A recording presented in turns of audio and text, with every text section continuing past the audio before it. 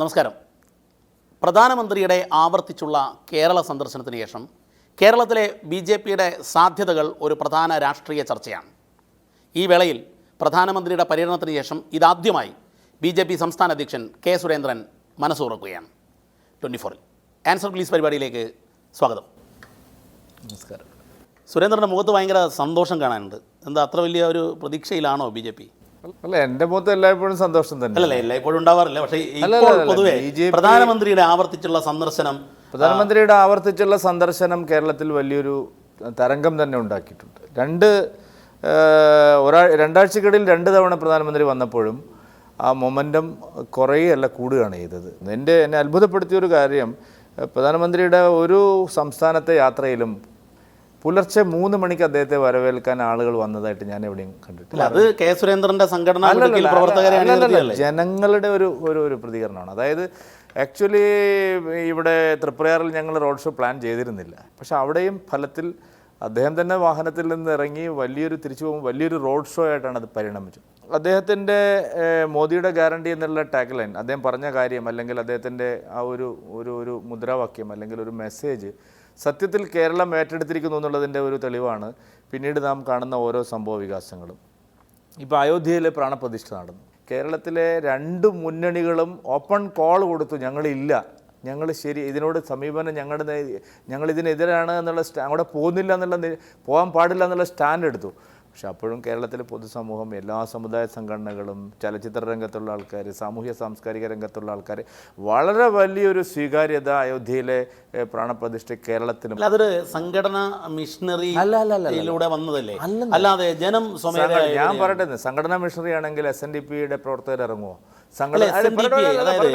ഈ അക്ഷത വിതരണത്തിന്റെ ഭാഗമായി അല്ല, കേരളത്തിലെ എല്ലാ പ്രമുഖരെയും സംഘപരിവാറിന്റെ നേതാക്കൾ കണ്ടിട്ടുണ്ട്. അല്ല, ലാലേട്ടനെ കണ്ടിട്ടുണ്ട്. ഇവിടെയാണ് മാധ്യമങ്ങൾക്ക് കിട്ടിക്കുന്ന അല്ലെങ്കിൽ മറ്റുള്ള പാർട്ടികളുടെ ഒരു തെറ്റായ പ്രചരണം. സുകുമാരൻ നായരും വെള്ളാപ്പള്ളി നടേശൻ അവറുകളും ഇവർ 2 പേരും ഓപ്പൺ കോൾ കൊടുത്തു. അത് ഇവർ 2 പേരും മാത്രമല്ല, ധീവരസഭ ഒരു കാലത്തും അറിയാലോ, ശ്രീ വി ദിനകരൻ എന്ന് പറയുന്ന 2 പ്രാവശ്യം MLA ആളായിരുന്നാണ്. അവർ ഓപ്പൺ കോൾ കൊടുത്തു. പല വിശ്വകർമ്മ സംഘടനകളും കൊടുത്തു, ട്രൈബൽ സംഘടനകളും കൊടുത്തു, SC സംഘടനകളും കൊടുത്തു. എന്ന് വെച്ചാൽ സമൂഹമാകെ ആ ഒരു പ്രധാനമന്ത്രിയുടെ ആഗ്രഹങ്ങളെ അല്ലെങ്കിൽ അദ്ദേഹത്തിൻ്റെ നിലപാടുകൾ അംഗീകരിക്കുന്നുള്ളതാണ് യാഥാർത്ഥ്യം. ഇതിലൊരു സംഘടനാ മിഷണറിയുടെ പ്രവർത്തനമില്ലേ? കാരണം നേരത്തെ 92-ൽ അല്ലെങ്കിൽ 89-ൽ ഡോക്ടർ ജി ജന്മശതാബ്ദി മുതലുള്ള സംഘടനാ പ്രവർത്തനത്തിൻ്റെ തുടർച്ചയായിട്ട് കൃത്യമായി BJP അല്ലെങ്കിൽ സംഘപരിവാർ ഒരു അജണ്ട വെച്ചുകൊണ്ട് ഈ പരിപാടിക്ക് പൊതുസമൂഹ സ്വീകാര്യത ഉണ്ടാക്കാനുള്ള ഇടപെടൽ നടത്തിയില്ലേ? അതല്ലേ അക്ഷത വിതരണത്തിന് പ്രമുഖരെ ഓരോരുത്തരെയും പോയി കണ്ട് നൽകുന്നു. മിക്കവാറും ആൾക്കാർ സ്വീകരിച്ചു എന്നുള്ള വസ്തുതയാണ്. അക്ഷത വിതരണം പ്രമുഖരെ മാത്രമല്ല, 50 ലക്ഷം വീടുകളിലും കൊടുത്തിട്ടുണ്ട്. അതായത് ഇപ്പം ഞങ്ങളൊക്കെ 2 പ്രമുഖരെ കാണുമ്പോൾ ഒരു 10 സാധാരണ വീടുകളിൽ ഞങ്ങൾ കൊടുക്കുന്നുണ്ട്. എല്ലാ പ്രവർത്തകരും അങ്ങനെ ചെയ്തിട്ടുണ്ട്. ഇപ്പം ഞാൻ ആ ദിവസം കോട്ടയം ജില്ലയിൽ ഒരു സ്വാധീനവും BJPക്ക് ഇല്ലാത്ത മേഖല രാമപുരത്തായിരുന്നു ഞാൻ ആദ്യം രാവിലെ പങ്കെടുത്തത്. പക്ഷേ വൈകുന്നേരം ഞാൻ ഒരു സ്വാധീനവും ഇല്ലാത്ത സ്ഥലങ്ങളിലൂടെ ഞാൻ യാത്ര ചെയ്തിട്ടുണ്ടായിരുന്നു BJPക്ക്. അവിടെ എല്ലാം വീടുകൾ, അത് NSSൻ്റെയും SNDPയുടെയും സ്വാധീനമാണ്. എന്ന് പറഞ്ഞാൽ കേരളത്തിലെ പൊതുസമൂഹം ഇരു മുന്നണികളും എതിർത്തിട്ടും ഞങ്ങൾ നിങ്ങളുടെ കൂടെ ഇല്ല, ഈ വിഷയത്തിൽ ഞങ്ങൾ പ്രധാനമന്ത്രിയോടൊപ്പമാണ്, രാജ്യത്തോടൊപ്പമാണെന്ന് പറയുന്നത് ഒരു ചെറിയ കാര്യമാണ്. പക്ഷേ ഇതിലൊരു പ്രശ്നമുള്ളത്, അങ്ങനെ ചെയ്യുന്നവർ BJPക്ക് വോട്ട് ചെയ്യുമെന്ന് ഗ്യാരണ്ടി? വോട്ട് ചെയ്യില്ല എന്നുള്ളത് മുന്നണികളുടെ ഒരു ആശ്വാസമാണ്. ഞാൻ ചോദിക്കുന്നത്, വോട്ട് ചെയ്യില്ല എന്ന എന്ത് അടിസ്ഥാനത്തിലാണ് UDFനും LDFനും പറയാൻ കഴിയുന്നത്? വോട്ട് ചെയ്യുമെന്ന് വിശ്വാസികളെല്ലാം അംഗീകരിക്കും. പക്ഷേ ആ വിശ്വാസികളെല്ലാം BJPക്ക് വോട്ട് ചെയ്യും? അങ്ങനെയല്ല. കോൺഗ്രസും CPMും ഭൂരിപക്ഷ സമുദായത്തിന് സന്തോഷിക്കാനുള്ള ഒരവസരം പോലും കൊടുക്കരുതെന്നുള്ളൊരു സ്റ്റാൻഡ് എടുക്കുമ്പോൾ അത് അത്ര എളുപ്പമൊന്നുമല്ല അവർക്ക്. കാരണം വെച്ചാൽ അവർ ഒറ്റപ്പെടുകയാണ്. പ്രമുഖ സ്ട്രെയിറ്റ് അവേ ഒരു ചോദ്യം ചോദിച്ചാൽ, ഈ പ്രാണപ്രതിഷ്ഠയും ശ്രീരാമ അയോധ്യ ക്ഷേത്ര തരംഗം കേരളത്തിലെ തെരഞ്ഞെടുപ്പിൽ പ്രതിഫലിക്കുമോ? അല്ല, കേരളത്തിൽ അയോധ്യയിലെ ശ്രീരാമക്ഷേത്രത്തിൻ്റെ പ്രാണപ്രതിഷ്ഠ വലിയ ചലനം ഉണ്ടാക്കിയിട്ടുണ്ട്. അതിൽ വലിയ ചലനം ഉണ്ടാക്കിയിട്ടുണ്ട്. അതായത് LDFനും UDFനും മറ്റ് പലയിടങ്ങളിലും ഇല്ലാതെ കോൺഗ്രസ് ഹൈക്കമാൻഡിനെ കൊണ്ട് തന്നെ, രാഹുൽ ഗാന്ധിയെ കൊണ്ട് തന്നെ ഇങ്ങനെ ഒരു വിചിത്രമായ നിലപാട് എടുപ്പിക്കാൻ അതുകൊണ്ടല്ലേ ഇപ്പോൾ ശശി തരൂർ ഇതൊക്കെ പറഞ്ഞിട്ട് അന്ന് രാത്രി ഈ വലിയ വായിൽ വർത്താനൊക്കെ പറഞ്ഞിട്ട് ശശി തരൂർ അന്ന് രാത്രി ഇട്ടിരിക്കുന്ന ട്വീറ്റ് നിങ്ങൾ കണ്ടുവാണല്ലോ. ഈ പ്രധാനമന്ത്രിയുടെ യാത്ര രണ്ടും കൃത്യമായി പരിശോധിച്ചു, സംഘടനാപരമായി ദൃശ്യങ്ങൾ പോലും പരിശോധിച്ചു എന്ന് പറഞ്ഞു. അല്ല, ഞങ്ങൾ എന്താണ് അതിൻ്റെ ഒരു വിലയിരുത്തൽ? ഞാൻ എറണാകുളത്ത് താമസിക്കുമ്പോൾ, ഇതൊന്നും എക്സാഗറേറ്റ് ചെയ്ത് പറയേണ്ട ഒരു കാര്യം ഇതിലില്ല, ഞാൻ അവിടെ താമസിക്കുമ്പോൾ എൻ്റെ ഹോട്ടലിൽ ഞാൻ താമസിക്കുന്ന സ്ഥലത്തെ ആൾക്കാർ എന്നോട് പറയുകയാണ് 2 ദിവസം മുമ്പ് തന്നെ അവിടുത്തെ റൂമുകളെല്ലാം ബുക്കിംഗ് ആണ്. അവരൊന്നും BJP-ക്കാർ കൊണ്ടൊന്നുമല്ല. എന്തിനാണ്? പ്രധാനമന്ത്രിയുടെ റോഡ് ഷോയിൽ നിന്ന് ഒരാളെ കാണാൻ. പിന്നെ നിങ്ങൾ മനസ്സിലാക്കേണ്ട ഒരു കാര്യം, ഇത്തവണ ലൈനപ്പിൽ, പ്രധാനമന്ത്രിയുടെ ലൈനപ്പിൽ പൊതുസമൂഹ പ്രതിനിധികളായിട്ട് എത്ര പേര് വന്നു എന്നാണ് നിങ്ങൾ വിചാരിച്ചത്? BJP നേതാക്കളൊന്നുമല്ല. ക്രിസ്ത്യൻ സമുദായം, എല്ലാ ഹിന്ദു സംഘടനകളും, പൊതുസമൂഹത്തിൻ്റെ ഭാഗമായിട്ടുള്ള ആൾക്കാരൊക്കെ പ്രധാനമന്ത്രി സ്വീകരിക്കുമ്പോൾ പക്ഷേ മുസ്ലിം സംഘടനകളുടെ പ്രാതിനിധ്യമില്ല. ക്രൈസ്തവ സഭയെ BJP, പ്രത്യേകിച്ചും അതിന് സുരേന്ദ്രൻ്റെ ഒരു മെക്കാനിസം കൂടിയുണ്ട്. കേരളത്തിലെ ക്രൈസ്തവ സഭയെ ഒരു ഭാഗത്ത് ഗോവ ഗവർണറുടെ നേതൃത്വത്തിൽ കാണുന്നു, മറ്റൊരു ഭാഗത്ത് സുരേന്ദ്രൻ്റെ നേതൃത്വത്തിൽ കാണുന്നു, പ്രധാനമന്ത്രി കാണുന്നു. ഞാൻ പറഞ്ഞു വരട്ടെ. അപ്പം ഈ ക്രൈസ്തവ സഭയെ ചേർത്ത് പിടിക്കുമ്പോൾ ഈ മുസ്ലിം സംഘടനകളെ അത്രമാത്രം എന്താണ് ചേർത്ത് പിടിക്കുക? അല്ല, ചേർത്ത് പിടിക്കാത്തത് കൊണ്ടല്ല, ചേർത്ത് പിടിക്കാൻ തയ്യാറില്ലാത്തത് കൊണ്ടല്ല, അവർ വരുന്നില്ല. അല്ല, അങ്ങനെയല്ല. അവർക്കിപ്പോഴും അവരുടെ മതനേതൃത്വത്തിന് ഇപ്പോഴും ഞങ്ങളിൽ നിന്ന് അവരെ അകറ്റാനുള്ള അവരുടെ തന്ത്രങ്ങളെ ഇപ്പോഴും അവർ പയറ്റിക്കൊണ്ടിരിക്കുകയാണ്, അതിൽ വീഴുകയാണ്. അതോ അവർക്ക് വിശ്വാസമില്ല? അല്ലല്ല, അവർക്ക് വിശ്വാസമില്ലാത്ത പ്രശ്നമൊന്നുമില്ല. ഞാൻ പറഞ്ഞല്ലോ, പ്രധാനമന്ത്രിയുടെ എല്ലാ ആക്ടിവിറ്റീസിൻ്റെയും എല്ലാ സ്കീമുകളിലും മുസ്ലിം സമൂഹം വലിയ സംതൃപ്തരാണ്. പക്ഷേ ഇവിടെ ഈ ഒരു 30% വോട്ട് ബാങ്ക് ഉണ്ടല്ലോ, അതിനെ വെച്ചിട്ടാണല്ലോ ഈ കളിയെല്ലാം. അപ്പോൾ ഇവിടെ കൃത്യമായിട്ടുള്ള ഇടപെടലുകൾ നടത്തുന്നു 2 മുന്നണികളും. അത് അവരെ നല്ല നിലയിൽ സ്വാധീനിക്കുന്നുണ്ട്. കേരളത്തിലെ മുസ്ലിം സമുദായത്തിൽ ശരിയായ തോതിലുള്ള ബോധവൽക്കരണം നടക്കേണ്ട ആവശ്യമുണ്ട്. പക്ഷേ സ്ത്രീകൾക്കിടയിൽ, മുസ്ലിം സ്ത്രീകൾക്കിടയിൽ ഒരു പ്രോ മോദി വേവ് വന്നുകൊണ്ടിരിക്കും. പക്ഷേ ഇന്നലെ കാന്തപുരം AP അബൂബക്കർ മുസ്ലിയാർ, ഒരുപക്ഷെ പ്രധാനമന്ത്രിയായിട്ടൊക്കെ വ്യക്തിപരമായി സൗഹൃദം കൂടി കീപ്പ് ചെയ്യുന്ന അദ്ദേഹം പ്രധാനമന്ത്രിക്ക് ഒരു കത്തയച്ചിട്ടുണ്ട്. ന്യൂനപക്ഷ സ്കോളർഷിപ്പ് കൃത്യമായി നൽകണമെന്നും മറ്റു സ്കോളർഷിപ്പുകൾ കൂട്ടുമ്പോൾ ന്യൂനപക്ഷ സ്കോളർഷിപ്പുകൾ വർദ്ധിപ്പിക്കുന്നില്ല എന്നുള്ളതുമാണ്. ഇങ്ങനെ ചില പരാതികളുണ്ട്. ന്യൂനപക്ഷ മന്ത്രാലയത്തിൻ്റെ പ്രവർത്തനങ്ങൾ ബഹുമാനപ്പെട്ട കാന്തപുരം ശരിയായി വിലയിരുത്താത്തതുകൊണ്ടാണ്. കാന്തപുരത്തിനോടും എനിക്ക് സമസ്തയോടൊക്കെ ഒരു റിക്വസ്റ്റ് ഉണ്ട്, എൻ്റെ ഒരു റിക്വസ്റ്റ്. ഞാൻ ഈ മാധ്യമത്തിലൂടെ അത് വയ്ക്കാം. സർ, കഴിഞ്ഞ 10 വർഷത്തിനിടയിൽ ഹജ്ജ് തീർത്ഥാടനത്തിലുണ്ടായിട്ടുള്ള ട്രാൻസ്പെറൻസിയും മാറ്റവും മുസ്ലിം സമുദായങ്ങൾ, കേരളത്തിലെ മുസ്ലിം സംഘടനകൾ കണ്ണു തുറന്ന് കാണണം. നമ്മൾ ഈ വസ്തുതകൾ വെച്ച് സംസാരിക്കുമ്പം കേരളത്തിൽ BJP-ക്ക് ഉള്ളത് നഷ്ടപ്പെടുകയാണ് ചെയ്തത്. നരേന്ദ്രമോദിയുടെ 10 വർഷത്തെ ഭരണത്തിനിടയിലാണ് സിറ്റിംഗ് സീറ്റ് ഒരു MLA ആയി രാജഗോപാൽജി വരുന്നു, പക്ഷേ പിന്നീട് അതിൻ്റെ തുടർച്ച ഇല്ലാതെ പോകുന്നു, ഉള്ളത് നഷ്ടപ്പെടുകയാണ് ചെയ്തത്. അങ്ങനെയല്ല, അതിലൊക്കെ പല ആസ്പെക്ട് ഉണ്ടെന്ന്. കാരണം അത് എന്താണ് സംഭവിച്ചത്, നമ്മൾ ഇനി അത് ചർച്ച ചെയ്തിട്ട് എന്താ കാര്യം? ചർച്ച ചെയ്യണമല്ലോ. നമുക്ക് എല്ലാവർക്കും അറിയാമല്ലോ, അത് കോൺഗ്രസിന് എത്ര വോട്ട് കിട്ടിയതാണ്. ഈ പ്രധാനമന്ത്രി 2 പ്രാവശ്യം അടുക്കടി വരികയാണ്. ഒരു പക്ഷേ ചരിത്രത്തിൽ ഇതുപോലൊരു യാത്ര കേരളത്തിൽ നിന്നല്ല മറ്റൊരു സംസ്ഥാനത്തിലും, ഉത്തരേന്ത്യൻ സംസ്ഥാനങ്ങളിൽ ചിലപ്പോഴുണ്ടാവാം, അല്ലാതെ ഇങ്ങനെ വരുന്നില്ല. പക്ഷേ അതിൽ 2ാമത്തെ യാത്ര യഥാർത്ഥത്തിലൊരു വിവാഹത്തിനാണ്. പ്രധാനമന്ത്രി സുരേഷ് ഗോപിയുടെ മകളുടെ വിവാഹത്തിന് യഥാർത്ഥത്തിൽ വരേണ്ടതുണ്ടായിരുന്നു. കെ സുരേന്ദ്രൻ്റെ മകൻ്റെ കല്യാണത്തിന് വരാത്ത മുടി. അല്ല, അങ്ങനെയൊന്നും അതിനെ വ്യാഖ്യാനിക്കേണ്ട. പ്രധാനമന്ത്രിയുടെ ഇത്തവണത്തെ യാത്രയ്ക്ക് പലതരത്തിലുള്ള ഉദ്ദേശങ്ങളുണ്ടായിരുന്നു. അപ്പോൾ സുരേഷ് ഗോപിയുടെ മകളുടെ വിവാഹം ഗുരുവായൂരിൽ നടക്കുന്നു. പ്രാണപ്രതിഷ്ഠയ്ക്ക് മുമ്പ് ഗുരുവായൂരിലും പിന്നെ തൃപ്രയാറിലും സന്ദർശനം നടത്താനുള്ള ഒരു സാഹചര്യം ഒത്തുവരുന്നു. ഇതെല്ലാം കൂടെ ഒത്തുചേർന്നപ്പോഴാണ് ഈ സന്ദർശനം ഉണ്ടായത്. അതിനിടയിൽ പാർട്ടിയുടെ പ്രവർത്തകരുമായിട്ട് സംസാരിക്കണം. അതുകൊണ്ട് അതിനെ ഏതെങ്കിലും ഒരു കാര്യത്തിന് പ്രധാനമന്ത്രി വരുന്നു, അങ്ങനെയല്ല. പ്രധാനമന്ത്രി വരുമ്പോൾ അതിനൊരു മൾട്ടി പർപ്പസ് ഉണ്ട്. ഈ സുരേഷ് ഗോപിയുടെ മകളുടെ വിവാഹം ഗുരുവായൂരിൽ നടന്നു. BJP-യുടെ സാധാരണ പ്രവർത്തകരിൽ നിന്നും അറിയാൻ സാധിച്ചത് അദ്ദേഹം തൃശ്ശൂരിൽ മത്സരിക്കാൻ പോകുന്ന സ്ഥാനാർത്ഥിയാണ്. BJP-യുടെ നേതൃനിരയിലുള്ള പ്രവർത്തകരെ പോലും ആ തൃശ്ശൂരിലെ ഗുരുവായൂരിലെ ചടങ്ങിൽ ക്ഷണിച്ചിട്ടില്ല എന്നുള്ളതാണ്. അത് സ്വാഭാവികമായിട്ടും പ്രവർത്തകർക്കൊരു സെൻറ്റിമെൻറ്റ്സ് ഉണ്ടാവില്ല. അത് വെറുതെയാണ്, അങ്ങനെയുള്ള പ്രചരണം എന്നൊക്കെ ഒരു കാര്യമില്ലാത്തതാണ്. ഞാനിപ്പോൾ സുരേഷ് ഗോപിയുടെ മകളുടെ പിന്നെ വിവാഹത്തിന് ഗുരുവായൂരിൽ പോയിട്ടില്ല. അല്ല, ഞാൻ പോയിട്ടില്ല. കാരണം അന്ന് അവിടെ നടന്ന ചടങ്ങിന് അതിൻ്റേതായിട്ടുള്ള ഒരു രീതിയുണ്ട്. അവിടെ എല്ലാ പ്രവർത്തകർക്കും അവിടെ പ്രധാനമന്ത്രി സന്ദർശിക്കുന്ന സമയത്ത് കയറാൻ സാധിക്കില്ല. അതേസമയത്ത് തിരുവനന്തപുരത്ത് ഞാൻ എൻ്റെ കൂടെ എത്രയോ പ്രവർത്തകരെ ഞാൻ കണ്ടു. ഈ തൃശ്ശൂരിലെ ഒരു രാഷ്ട്രീയ കാലാവസ്ഥ ഇപ്പോൾ എങ്ങനെയാണ്? അങ്ങ് തൃശ്ശൂരിൽ പല കൂടി സന്ദർശനം നടത്തിയിട്ടുണ്ട്. മാത്രമല്ല സംസ്ഥാന പ്രസിഡന്റ് എന്ന നിലയിൽ അങ്ങയുടെയും ഒരു പ്രധാന ടാർഗറ്റാണ് തൃശ്ശൂരിലെ. അല്ല, തൃശ്ശൂരിൽ കഴിഞ്ഞ തവണ തന്നെ ഞങ്ങൾ വളരെ നല്ല പെർഫോമൻസ് നടത്തിയ ഒരു മണ്ഡലമാണ്. പക്ഷേ ഇത്തവണ മിസ്സായി, സുരേഷ് ഗോപിയെ ഞങ്ങൾക്ക് മിസ്സായി എന്നുള്ളതാണ് അവിടുത്തെ ജനങ്ങളുടെ ഒരു പൊതു ട്രെൻഡ്. സത്യം. കഴിഞ്ഞ തവണ സുരേഷ് ഗോപിക്ക് ഒരു അവസരം കൊടുത്തിരുന്നെങ്കിൽ കേരളത്തിനും അതിൻ്റെ പ്രയോജനം ഉണ്ടാവുമായിരുന്നു, തൃശ്ശൂരിനും അതിൻ്റെ പ്രയോജനം ഉണ്ടാവുമായിരുന്നു എന്ന് കരുതുന്ന വലിയൊരു വിഭാഗം നിഷ്പക്ഷമതികളായിട്ടുള്ള വോട്ടർമാരുണ്ട്. അപ്പോൾ സുരേഷ് ഗോപി എന്ന് പറയുന്ന ഒരു വ്യക്തി ഉണ്ടാക്കുന്ന ഇൻറോഡ്സ്, പാർട്ടി അതിന് വേണ്ടിയിട്ട് എങ്ങനെ എന്തൊക്കെ കാര്യങ്ങൾ ചെയ്യണം, ഇതെല്ലാം സമഞ്ജസപ്പെടുത്തി ഒരു സ്ട്രാറ്റജിയാണ് ഞങ്ങൾ തീരുമാനിക്കുന്നത്. അല്ലാതെ ഒരു ഒരു ഒരു ഒരു ഒരു ഇൻഡിവിജ്വലുടെ അടിസ്ഥാനത്തിൽ പാർട്ടി മുന്നോട്ട് പോവുകയല്ല. ആ വ്യക്തിയും സംഘടനയും ഒരുമിച്ചിരുന്നാണ് ഇതെല്ലാം. ഈ സുരേഷ് ഗോപിയുടെ നീക്കങ്ങൾ പാർട്ടി നിർദ്ദേശപ്രകാരം തന്നെയാണോ? കാരണം ഇപ്പം അതായത് അദ്ദേഹം താമസിക്കുന്ന സ്ഥലത്തെ ഒരു ആക്ഷേപമായി വന്ന കാര്യമാണ്, അവിടുത്തെ ദേവമാതാ പള്ളിയിൽ പോയി എന്തെങ്കിലും നൽകാതെ തൃശ്ശൂരിൽ വന്ന് അദ്ദേഹം സ്വർണത്തിന്റെ കിരീടം നൽകുന്നത് അത് BJP നിർദ്ദേശപ്രകാരമായിരുന്നു. സുരേഷ് ഗോപിയെ എല്ലാ ആരാധനാലയങ്ങളിലും പോകുന്ന ആളാണെന്ന്. സുരേഷ് ഗോപി ഒരു മതത്തിൻ്റെ മാത്രം ആരാധനാലയത്തിൽ പോകുന്ന ആളല്ല. സുരേഷ് ഗോപിയുടെ ജീവിതം ശരിയായി മനസ്സിലാക്കിയിട്ടുള്ള ആൾക്കാർക്ക് അറിയാം. അദ്ദേഹം മുസ്ലിം ദേവാലയങ്ങളുമായിട്ട് സഹകരിക്കുന്നുണ്ട്, അത് ക്രിസ്ത്യൻ ദേവാലയങ്ങളുമായിട്ട് സഹകരിക്കുന്നുണ്ട്, ഹിന്ദു ദേവാലയങ്ങളുമായിട്ട് സഹകരിക്കുന്നുണ്ട്.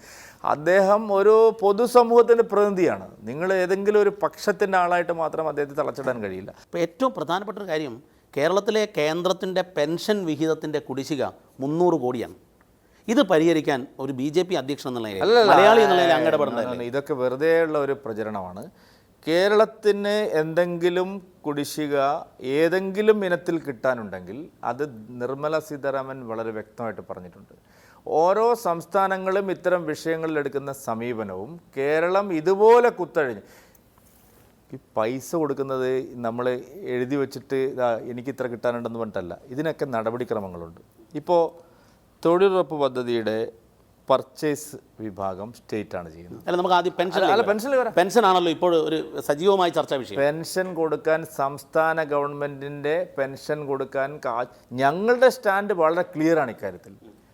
കേരളം കൊടുക്കുന്നത് എന്തായാലും കേരളം കൊടുക്കണം. കേന്ദ്രം കൊടുക്കുന്നത് ഇന്നത്തെ സാഹചര്യത്തിൽ സംസ്ഥാനം വഴി കൊടുക്കുന്നത് അവസാനിപ്പിക്കണം എന്നുള്ളതാണ് ഞങ്ങളുടെ സ്റ്റാൻഡ്. കാരണം എന്തറിയോ, നെൽകർഷകനും ഇവിടുത്തെ കർഷകർക്കും കൊടുക്കുന്ന സംഭരണ വില. എൻ്റെ പോയിന്റ് ഞാൻ പറയട്ടെ, ഈ പറയുന്ന കൺഫ്യൂഷൻ വേണ്ടല്ലോ. കേന്ദ്രം ഞങ്ങൾ എപ്പോഴും ആവശ്യപ്പെടുന്നതാണ്, കേന്ദ്രം തൊഴിലുറപ്പിന് കൊടുക്കുന്നത് നേരിട്ട് തൊഴിലുറപ്പ് തൊഴിലാളി കൊടുക്കണം.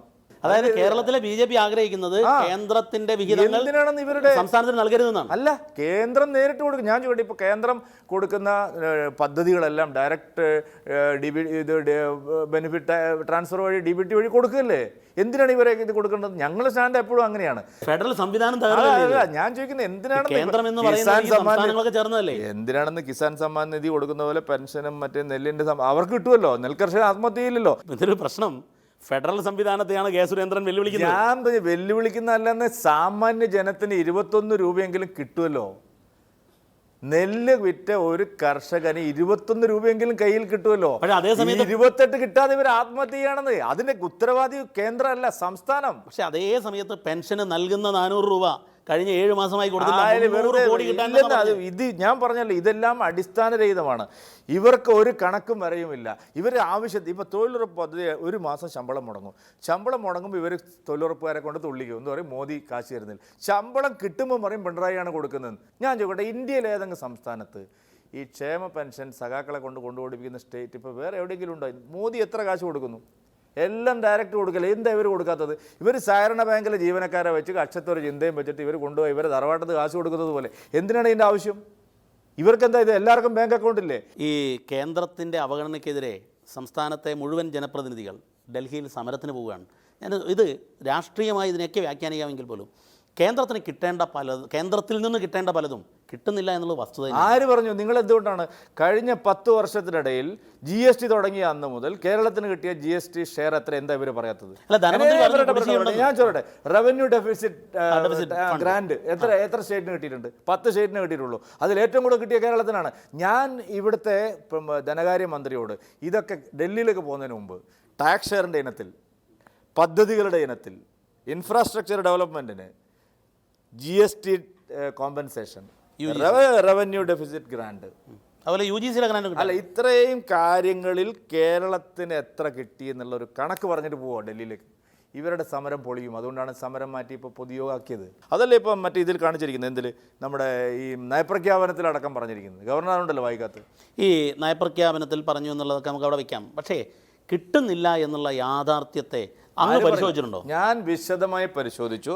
ഞങ്ങൾ കൃത്യമായിട്ട് കേന്ദ്ര ധനകാര്യമന്ത്രി ഇത് സംബന്ധിച്ച് സംസാരിച്ചു. കേന്ദ്രമന്ത്രി വി മുരളീധരനും കേന്ദ്ര ധനകാര്യമന്ത്രി നിർമ്മല സീതാരാമനുമായിട്ട് ഇത് സംബന്ധിച്ച് കൃത്യമായ ആശയവിനിമയം നടത്തി. അതിൻ്റെ അടിസ്ഥാനത്തിൽ തിരുവനന്തപുരത്തെ 2 പരിപാടികളിൽ അവർ വരികയും ഇത് വിശദീകരിക്കുകയും ചെയ്തു. കേന്ദ്രം കേരളത്തെ അവഗണിക്കുന്നു എന്നുള്ള പ്രചരണത്തിന് ഒരു ദിവസത്തെ ആയുസ് പോലും കേരളത്തിലില്ല.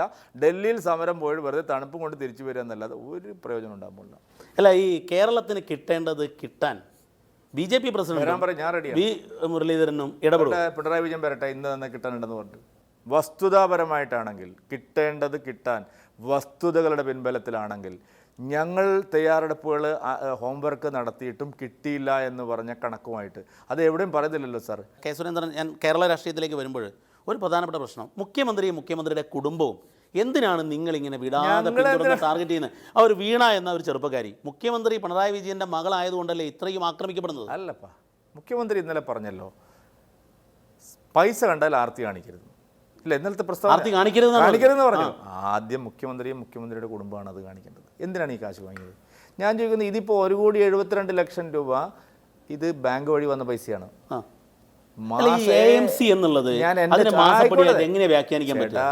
നിങ്ങൾ ആ റിപ്പോർട്ട് തീർത്ത് വായിച്ചിട്ടില്ല. അതിലെന്തെല്ലാം പറഞ്ഞിരിക്കുന്നത്? 96 കോടി രൂപ കേരളത്തിലെ രാഷ്ട്രീയക്കാർക്കും ഉദ്യോഗസ്ഥന്മാർക്കും വ്യവസായം നടത്തിക്കൊണ്ടുപോകുന്നതിന് ഞങ്ങൾ നിരന്തരം കൊടുത്തിട്ടുണ്ട്. ഉണ്ടോ ഇല്ലയോ? അതല്ലേ വരേണ്ടത്. അല്ല, പക്ഷേ ഇതിൽ പ്രശ്നം വീണ വിജയന്റെ എന്ത് സർവീസാണ് കൊടുത്തതെന്നുള്ളതാണ് ആൾക്കാരുടെ ചോദ്യം. അതിന് മറുപടിയില്ല. അല്ല, സർവീസ് കൊടുക്കണ്ട. ഒരു സാധാരണഗതിയിൽ AMC എന്ന് പറഞ്ഞാൽ തകരാറ് വന്നിട്ടുണ്ടെങ്കിൽ റിപ്പയർ ചെയ്യണം. തകരാറ് വന്നില്ലെങ്കിൽ പൈസ അതൊക്കെ വെറും ക്യാപ്സൂളാണെന്നാണ് ഞാൻ ചോദിക്കട്ടെ. അങ്ങനെ ഏത് സ്ഥാപനമാണ് ഇവിടെ ആർക്ക് കൊടുക്കുന്നത്? ഇതൊക്കെ വെറുതെ ആളുകളെ കബളിപ്പിക്കുന്ന ന്യായങ്ങളാണ്. കോടിയേരി ബാലകൃഷ്ണൻ്റെ മകൻ്റെ വിഷയത്തിലും മറ്റ് പല പാർട്ടി ശ്രീമതി ടീച്ചറുടെ കുടുംബവുമായി ബന്ധപ്പെട്ട മകൻ്റെ വിഷയത്തിലൊക്കെ വന്നപ്പോൾ, അല്ല EP ജയരാജൻ്റെ മക്കളുടെ വിഷയത്തിലും ഭാര്യയുടെ വിഷയത്തിലൊട്ടി വന്നപ്പോൾ പാർട്ടി എടുത്ത ഒരു ധാർമ്മിക ദണ്ഡമുണ്ടല്ലോ. എന്തുകൊണ്ട് ഈ പിണറായി വിജയനുമായിട്ട് വരുമ്പോൾ മാത്രം ആ ധാർമ്മിക ദണ്ഡമില്ലാത്തത്? അപ്പോൾ ഉടനെ തന്നെ ഇമോഷണൽ ആവുന്ന എന്തിനാണ്? കേരളത്തിലെ BJPയുടെ ഇപ്പോഴത്തെ ഒരു അവസ്ഥ എന്താണ് സംഘടനാപരമായി?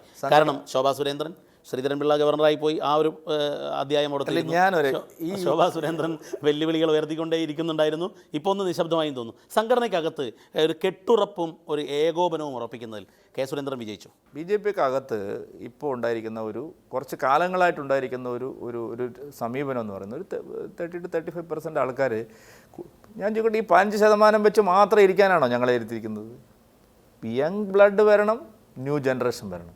പരാതി പരസ്യമായി പറയുന്നില്ല, അടക്കം പറയുന്നുണ്ട്. ഇപ്പം ദേവൻ BJPയുടെ വൈസ് പ്രസിഡന്റായി വരുന്നു. BJPയുടെ വൈസ് പ്രസിഡന്റ് എന്നുള്ള പഴയ മുതിർന്ന അത് നിങ്ങളുടെ ദത്താത്രേയ റാവുവിനെ ചിന്തയുടെ കുഴപ്പമാണെന്ന്. ദത്താത്രേയ റാവുജിയും അതുപോലെ തന്നെ ഇപ്പോഴത്തെ സീനിയർ വൈസ് പ്രസിഡന്റുമാരുടെ ജോലിയല്ല അദ്ദേഹത്തിന് കൊടുത്തിരിക്കുന്നത്. നിങ്ങളുടെ ഈ വർക്ക് അല്ലെന്ന്, വൈസ് പ്രസിഡന്റിന് ഞങ്ങൾ അസൈൻ ചെയ്ത് കൊടുത്തിരിക്കുന്ന വർക്ക് വേറെയാണെന്ന്. ഇപ്പോൾ ദേവനും മേജർ രവിക്കും കൊടുക്കുന്ന ജോലിയല്ല P രഘുനാഥനും അല്ലെങ്കിൽ ശിവൻകുട്ടിക്കും കൊടുക്കുന്നത്, അല്ലെങ്കിൽ ഗോപാലകൃഷ്ണനും കൊടുക്കുന്നത്. ഒക്കെ വേറെ വേറെ ജോലികളാണ്. കേരളത്തിലെ ഒരു രാഷ്ട്രീയ ആരോപണത്തിലേക്ക് വരികയാണ്. കാസർകോട്ടെ കേസ്, വയനാട്ടിലെ കേസ്, വടകര കേസ്, ഈ കേസുകളിലൊന്നും വലിയ രീതിയിൽ ഒരു അറസ്റ്റോ അല്ലെങ്കിൽ ആ രീതിയിൽ ശക്തമായ നടപടി ഉണ്ടാവുന്നില്ല. ഒന്ന്, എന്നാൽ അതേ സമയത്ത് കോൺഗ്രസിനെതിരെ ഉണ്ടാവുന്നു. ഇതിന് കാരണം പറയുന്നത്, ഞാൻ പറയട്ടെ, മുഖ്യമന്ത്രി ഉൾപ്പെടെയുള്ള CPM-നെതിരായ കേന്ദ്ര ഏജൻസികളുടെ അന്വേഷണം ഞാൻ എന്തിനാണ് അറസ്റ്റ് ചെയ്യേണ്ടത്? എൻ്റെ ചോദ്യം ഇതാണ്. ഈ കേസുകളിൽ ഏതിലെങ്കിലും എന്നെ എന്തിനു അറസ്റ്റ് ചെയ്യണം? അതിൽ പ്രതിയായല്ലേ? പ്രതിയുണ്ട്, എന്തിനാ അറസ്റ്റ്? ഏത് കേസിലാണ് ഞാൻ പ്രതി? കൊടകര കേസിൽ ഞാൻ പ്രതിയല്ല. മഞ്ചേശ്വരത്തും ബത്തേരി കേസിൽ എന്നെ എന്തിനാണ് അറസ്റ്റ് ചെയ്യുന്നത്? ഒരു SC/ST അട്രോസിറ്റി ആക്ട് ഒരു രാഷ്ട്രീയ പ്രവർത്തകനെതിരെ ഒരു തെളിവുമില്ലാതെ എന്നെ അറസ്റ്റ് ചെയ്ത് കൊണ്ടിട്ട് എന്ത് ചെയ്യാനാണ്? നിങ്ങൾ എന്താണ് ഈ പറയുന്നത്? നമുക്ക് കേരളത്തിലെ തെരഞ്ഞെടുപ്പിലേക്ക് വരണം. BJP കേരളത്തിൽ തെരഞ്ഞെടുപ്പിന് സജ്ജമായോ? അല്ല, സജ്ജമായിക്കൊണ്ടിരിക്കുന്നു. നല്ല രീതിയിലുള്ള തയ്യാറെടുപ്പുകൾ ഞങ്ങൾ നടത്തുന്നു. ഔട്ട്റീച്ചിന് വേണ്ടിയിട്ടുള്ള നല്ല പരിശ്രമങ്ങൾ നടക്കുന്നു. ബൂത്ത് സംവിധാനങ്ങൾ ശക്തിപ്പെടുത്തുന്നു. എല്ലാ പാർട്ടികളും ഇതൊക്കെ ചെയ്യാറുണ്ട്. വോട്ടർ പട്ടികയിൽ പേര് ചേർക്കുന്നു. പക്ഷേ ഞങ്ങൾ കുറച്ചുകൂടി കരുതലോടെ നല്ല രീതിയിൽ പ്രവർത്തിക്കുന്നു. ഈ NDAയുടെ ചെയർമാൻ കൂടിയാണ്. NDAയുടെ കേരളത്തിലെ അവസ്ഥ എന്താണ്? NDA വളരെ ശക്തമാണ്. നിങ്ങൾ NDA ഘടകകക്ഷിയോട് ചോദിക്കും. NDAയിൽ പുതിയ ഘടകകക്ഷികളുണ്ടാവും. അല്ല, പണ്ടെങ്ങുമില്ലാത്ത തരത്തിലുള്ള ഇഴയെടുപ്പ് ഇപ്പോൾ ഉണ്ട്. പുതിയ കക്ഷികൾ LDF-ലും UDF-ലും നേരത്തെ സുരേന്ദ്രൻ എൻ്റെ ഒരു അഭിമുഖത്തിൽ പറഞ്ഞൊരു കാര്യം. അല്ല, LDF-ലും UDF-ലൊക്കെയുള്ള ആൾക്കാരായിട്ടുള്ള ആശയവിനിമയങ്ങൾ നടക്കുന്നുണ്ട്. പ്രതീക്ഷയുണ്ടോ പുതിയ കക്ഷികൾ? പിന്നെ ധാരാളം ആൾക്കാരുടെ പ്രതീക്ഷയുണ്ട്. കാരണം ഇത് എങ്ങനെ പോകുന്നു? ഇപ്പോൾ ഒരാളെ മന്ത്രിയാക്കി LDF ഇപ്പോൾ ആ മന്ത്രിയെ ആൾക്കാർ ഒരു ഇവിടെ അയാൾക്ക് പ്രവർത്തിക്കാൻ സമ്മതിക്കുന്നില്ല. ചെറിയ അഭിപ്രായ വ്യത്യാസങ്ങളല്ല, എല്ലാ മുന്നണിയിലുണ്ട്. ഇപ്പോൾ കേരള കോൺഗ്രസ് അങ്ങോട്ട് പോയി മാണി, നിങ്ങൾ വിചാരിക്കുന്നത് നല്ല മധുവിധ കാലമാണെന്നാണോ? വളരെ മോശം സ്ഥിതിയാണ്. LDFിലേക്ക് പോയ കേരള കോൺഗ്രസിൻ്റെ സ്ഥിതി വളരെ മോശമാണ്. UDFിൽ തുടരുന്ന കേരള കോൺഗ്രസിൻ്റെ അവസ്ഥ അതിനേക്കാൾ പരമദയനീയമാണ്. നിങ്ങൾ ഒരു പൊളിറ്റിക്കൽ റിപ്പോർട്ടറാണല്ലോ, നിങ്ങൾക്ക് കാര്യങ്ങൾ അറിയാമല്ലോ. കേരളത്തിൽ ഈവൻ മുസ്ലിം ലീഗ് പോലും എന്ത് ചെയ്യണമെന്ന് അറിയാതെ ഒരു വല്ലാത്ത പ്രതിസന്ധിയിലാണ്. അല്ല ആയിക്കോട്ടെ, BJPയോടെ വരുമോ? അങ്ങനെയല്ലെന്ന് ഞാൻ ചോദിക്കുന്നത്. ഈ മുന്നണികളുടെ കെട്ടുറപ്പും മുന്നണികളുടെ ഭാവിയൊക്കെ 2024 ഇലക്ഷൻ കഴിയുമ്പോൾ കാണാം. 30 സീറ്റിലപ്പുറം കോൺഗ്രസിന് കിട്ടാൻ പോകുന്നില്ല. പിന്നെ ലീഗ് എന്തിനു നിൽക്കണം? ഇപ്പോൾ ഈ IND മുന്നണിയുടെ അവസ്ഥ എന്താണെന്ന് അറിയില്ലേ? കഴിഞ്ഞ പ്രാവശ്യം ഉണ്ടായിരുന്ന ഒരു അപകടം, രാഹുൽ ഗാന്ധി പ്രധാനമന്ത്രിയാവുന്ന ഒരു വലിയ, ഇന്ന് രാഹുൽ ഗാന്ധിക്ക് തന്നെ സീറ്റ് കിട്ടുമെന്ന് സംശയമാണ്. രാഹുൽ ഗാന്ധിയുടെ സീറ്റ്, രാഹുൽ ഗാന്ധി വയനാട്ടിൽ തന്നെ മത്സരിക്കുക നാണക്കേടല്ലേ വയനാട്ടിൽ ഒന്ന് മത്സരിക്കുന്നത്? കാരണം എന്തറിയോ, അപ്പം ഞങ്ങൾ അവിടെ മുഴുവൻ വിട്ടുന്നല്ലേ. നിങ്ങൾ ഒരു കാര്യം, റായ്ബറേലിയും പോയി ഇത്തവണ. കേരളത്തിൽ പുതിയ ഘടകകക്ഷിയെ പ്രതീക്ഷിക്കുന്നുണ്ട് ശരിക്കും? അല്ല, ഞങ്ങൾ കുറച്ചുകൂടി വ്യക്തത വരുത്താം. അല്ല, ഒരു പൊളിറ്റിക്കൽ ബ്രേക്ക്. ഞാൻ അതല്ല, ആശയവിനിമയങ്ങൾ ഞാൻ പറഞ്ഞല്ലോ, ഈ രണ്ട് മുന്നണികളിലും നിരവധി അസംതൃപ്തരുണ്ട്. അവരെല്ലാം എന്തിനു നിൽക്കുന്നു, എത്ര നിൽക്കണം എന്നുള്ള ഒരു ശങ്കയിലാണ്. അതായത് പുതിയ ഘടകകക്ഷികൾ NDAയിലുണ്ടാവും ഉറപ്പായിട്ടും. NDA 2024 ലോക്സഭാ തിരഞ്ഞെടുപ്പിന് തൊട്ട് മുമ്പിലോ NDA ലോക്സഭാ 2024 തൊട്ട് ശേഷമോ കേരളത്തിൽ വലിയ പൊളിച്ചെഴുത്തുണ്ടാവും.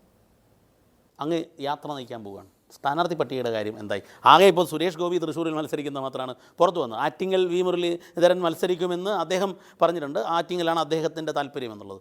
ബാക്കിയുള്ള മണ്ഡലങ്ങളിലെല്ലാം പ്രപ്പോസൽസ് വന്നുകൊണ്ടിരിക്കുകയാണ്. LDF UDF ഒന്നും തീരുമാനിച്ചിട്ടില്ലല്ലോ. എപ്പോഴേക്ക് സ്ഥാനാർത്ഥി? അല്ല, അവരോടും നിങ്ങൾ ചോദിക്കുന്നില്ലല്ലോ. ചോദിക്കാറുണ്ട്, അവരാരും പറയുന്നില്ല. ഞങ്ങൾ സ്ഥാനാർത്ഥി പട്ടിക എന്തായാലും ഫെബ്രുവരി പകുതിയോടുകൂടി പൂർണ്ണമാവും. K. സുരേന്ദ്രൻ ഈ പ്രാവശ്യം പാർലമെൻറ്റ് മത്സരിക്കുമോ? പാർട്ടി ആലോചിച്ചിട്ട് തീരുമാനിക്കും. വ്യക്തിപരമായ എൻ്റെ അഭിപ്രായം എന്താണെന്ന് ഞാൻ പറഞ്ഞിട്ടുണ്ട്. അങ്ങ് നാളെ യാത്ര നയിക്കാൻ പോവുകയാണ്, കേരള പദയാത്ര. K. സുരേന്ദ്രൻ്റെ യുവമോർച്ച പ്രസിഡൻ്റായ കാലത്തൊരു യാത്ര, അത് കഴിഞ്ഞ് BJP അധ്യക്ഷനായിട്ടുള്ളൊരു യാത്ര. എനിക്ക് തോന്നുന്നു 3ാമത്തെ യാത്രയാണിത്. BJP നടത്തിയ യാത്രകളിൽ എപ്പോഴും പറയും താമര വിരിയും, താമര വിരിയും. ഈ യാത്രയിൽ നിന്നും, അങ്ങ് നയിക്കുന്ന യാത്രയിൽ നിന്നും എന്താണ് പ്രതീക്ഷിക്കുന്നത്? കേരളത്തിൽ വലിയ രാഷ്ട്രീയ മാറ്റം ഉണ്ടാകും. ഈ യാത്ര അവസാനിക്കുമ്പോഴേക്കും നല്ല നിലയിലുള്ള ഒരു രാഷ്ട്രീയ മാറ്റം കേരളത്തിലുണ്ടാവും. കേരളത്തിൽ NDAക്ക് അനുകൂലമായി, മോദിക്ക് അനുകൂലമായിട്ട് ശക്തമായൊരു വികാരം അലയടിക്കുന്നുണ്ട്. അതിനെ വോട്ടാക്കി മാറ്റുക എന്നുള്ള ഭഗീരഥ ദൗത്യമാണ് ഞങ്ങൾ ഏറ്റെടുത്തിരിക്കുന്നത്. അതിന് സഹായകരമാവുന്ന ഒരു യാത്രയായിരിക്കും. 25,000 ആൾക്കാരെങ്കിലും മിനിമം ഓരോ യാത്രയിലും പങ്കെടുക്കും. അത് ഇതുവരെ ഒരു പാർട്ടിയും അങ്ങനെ ഒരു യാത്ര നടത്തിയിട്ടില്ല. ഇതിനെന്താ മെക്കാനിസം? ഈ SNDPയെയും NSSനെയും ക്രൈസ്തവ സഭയെയും കൂട്ടി നിർത്തിയുള്ള ഒരു മാറ്റമാണോ സുരേന്ദ്രൻ്റെ ഈ കേരള യാത്ര? അത് കേരള യാത്ര നിങ്ങൾ വീക്ഷിക്കൂ. കേരള യാത്രയിൽ ഞങ്ങൾ ആരെയൊക്കെ കാണുന്നു, ഞങ്ങൾക്ക് എന്താണ് പ്രതികരണം കിട്ടുന്നത്, ജനങ്ങൾ വിലയിരുത്തട്ടെ, നമുക്ക് സംസാരിക്കാം. പാർലമെൻറ്റ് തെരഞ്ഞെടുപ്പിന് ശേഷം ഓപ്റ്റിക്കാണ് അങ്ങ് എപ്പോഴും പറയാറുണ്ട്. K. സുരേന്ദ്രനെ ഒരു കേന്ദ്രമന്ത്രിയായി കാണാൻ സാധിക്കും? നിങ്ങളുടെ നാവ് പൊന്നാവട്ടെ എന്ന് മാത്രമേ എനിക്കതിൽ പറയാനുള്ളൂ. അപ്പോൾ താങ്ക് യു വെരി മച്ച്.